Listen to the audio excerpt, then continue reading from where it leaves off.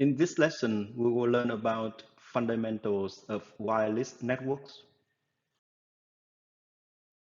As you may know, the key component of a wireless network is the wireless access point.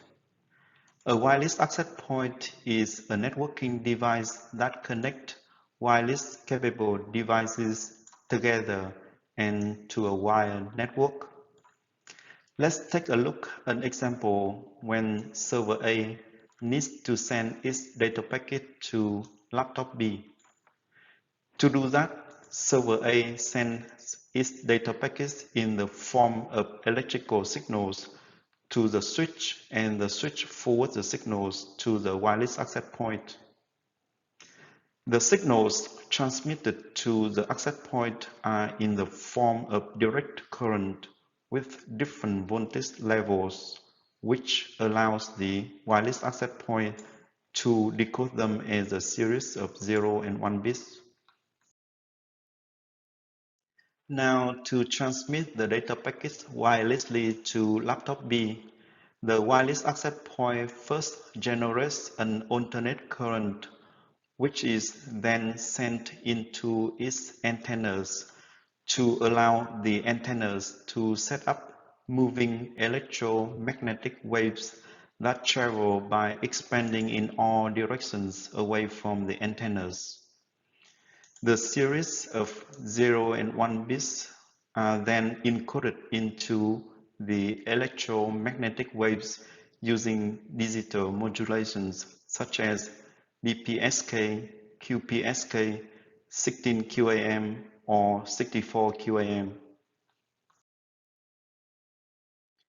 As the electromagnetic waves reach the antennas of laptop A and laptop B, they get decoded using the same modulation method, which induces electrical signals on each laptop. If everything works right, the received signals will be the reasonable copies of the transmitted signals, which allow laptop B to figure out the packet is for itself and start processing the data, while laptop A just drops the packet. Let's take a closer look at the electromagnetic wave. As you can see, when first generated, the electromagnetic waves beginning small and expand outward and only to be replaced by the new waves. In free space, the electromagnetic waves expand outward in all three dimensions away from the antenna. Wireless network uses frequency to describe and measure electromagnetic waves. Imagine there's a line from the transmitted source. As electromagnetic waves travel, the signal rises from the center line and falls through the center line and rises again to meet the center line, which completes one cycle, and its distance is the wavelength. Frequencies is the number of cycles that the signal completes in 1 second and measured in Hertz. In this diagram, the electromagnetic wave completes 3 cycles in 1 second, so its frequency is 3 Hertz.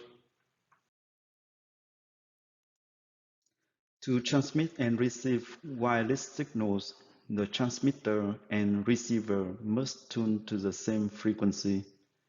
Because of using the same frequency, devices in a wireless LAN must operate in half-duplex mode, which means they have to take a turn so only one station can transmit at any time or collision occurs.